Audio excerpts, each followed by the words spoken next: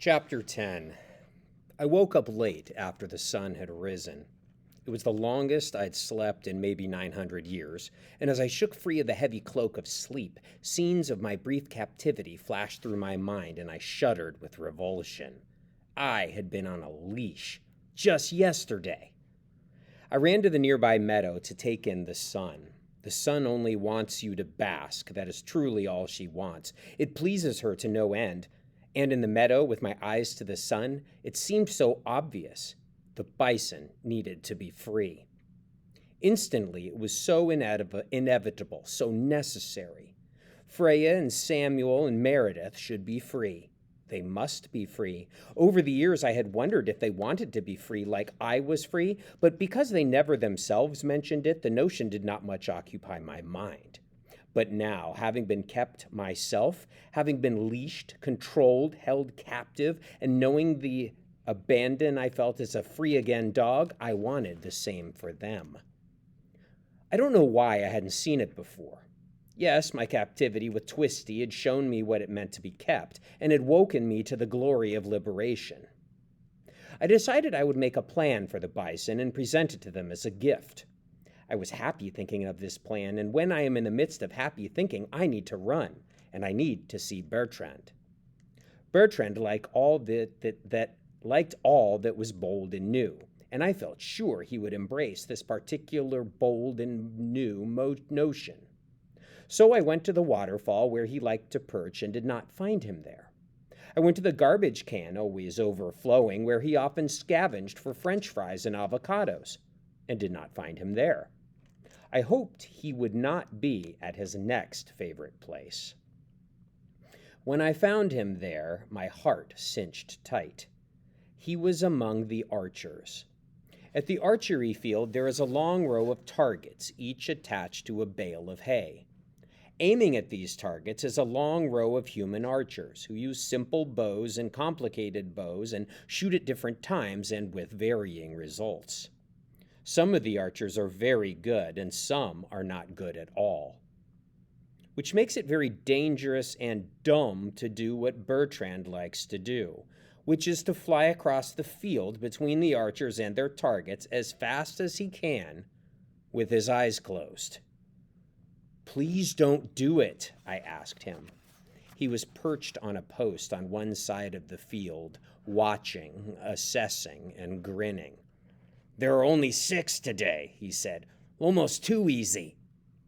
The field was indeed lightly populated by archers, but still, I did not understand then or ever why Bertrand, who otherwise was such a reasonable creature, would fly in harm's way like this, daring the arrows, fate itself, to strike him down. "But why at all?" I asked. He looked at me seriously. "We've talked about this," he said. "You have your running. You take pride in your speed. And in your work as the eyes. This is like that. It's something I'm good at, something that sends torrents of bliss through me." "But when I run, there's no one shooting at me," I noted. "Point taken," he said. "But my soul wants this. To fly in front of flying arrows. Very slow arrows, shot by aimless aimers," he said. "I ask you again not to do it, especially not right now. I have something to talk to you about." "In a second," he said. "Be right back." And he lifted himself from his perch, and with 3 mighty thumps of his wings, he was high above me, describing a wide arc that would give him the speed and the trajectory that he would need. I watched my friend soar high into the white ceiling of the sky until he briefly disappeared, and then followed his path with dread as he came barreling toward the field. He was a lightning bolt, coming at me and the field with tremendous speed. I looked to the archers to see if they saw his approach, but none of them were aware. I scanned to see who among them was about to release an arrow, hoping the answer was none. But with dread, I saw 3 with bows stretched and arrows ready. I thought I could bark to warn them about the gull coming toward them, but that would alter Bertrand's plan, would throw into all his considerations an unplanned factor, like a sudden gust of wind.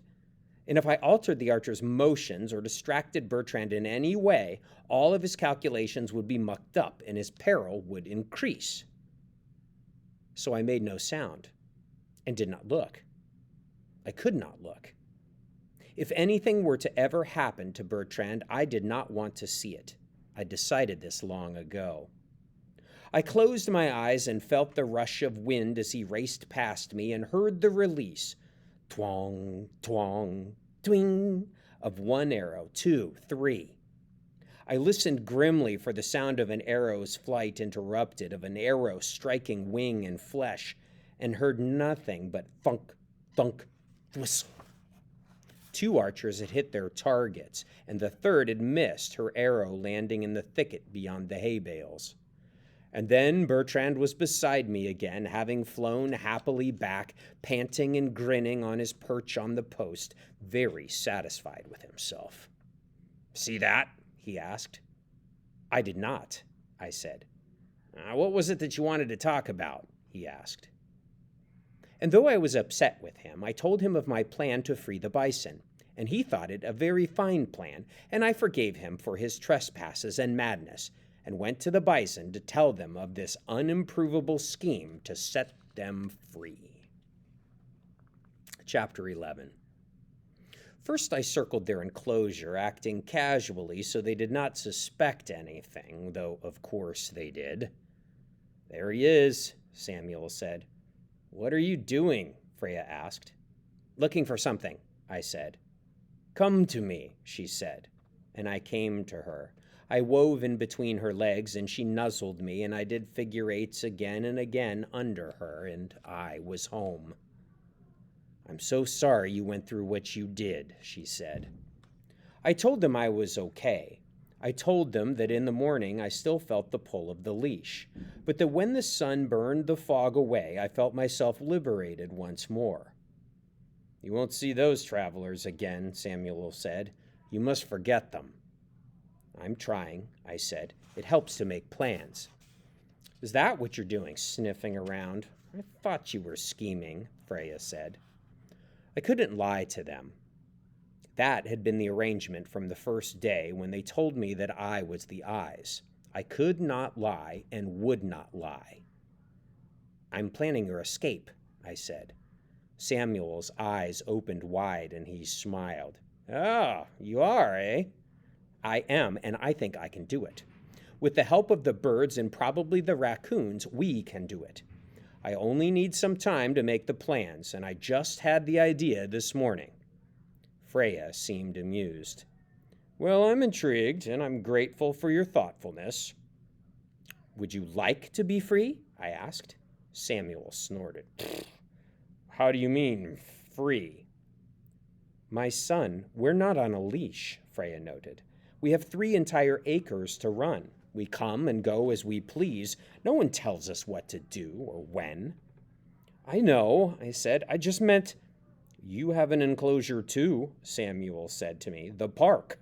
You stop when the park hits the stone human homes, do you not?"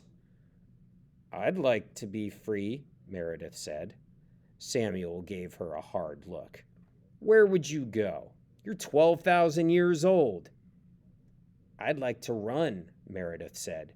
"You never run. You can run here, and you never run," Samuel said. "If I had enough space, I'd run," Meredith said defiantly. Samuel snorted, and Freya laughed gently. "Meredith, I've known you all these thousands of years," Freya said, "and never have you talked about running if you had more room. This is just fascinating to hear all of a sudden." "If I had enough room, I'd run," Meredith said again, and loped off slowly to her corner of the enclosure. "I'll get back to you soon," I said, "when I have a plan." "You do that, little one," Freya said with a sly smile. I knew she was doubtful. She didn't think I could do it. I didn't know if the assistants would feel the same way, but I suspected that they would. If Freya was dubious, then the others would be too. But I knew I could do this. It was complex, yes, and had never been done before, but my freedom from Twisty and his cohorts had been achieved with heroic interspecies cooperation, and that had been relatively improvisational. If we had time, we could pull off a rescue on a larger and more impressive scale. We could free the largest creatures of all. From then on, I was determined to find a way. I had it in my head that if I could draw up a full plan, a phenomenal plan that was impossible to deny, I would convince all doubters. The first step to convincing any of them, though, was making the plan. And it wasn't just about getting them free. The fence that kept them was not so difficult to knock down or cut. No, that could be done with relative ease. The plan had to find a way for them to get free for good. They would have to get out of the park, and quickly. Go where? The park was surrounded by corridors of gray buildings and humans everywhere till the end of time.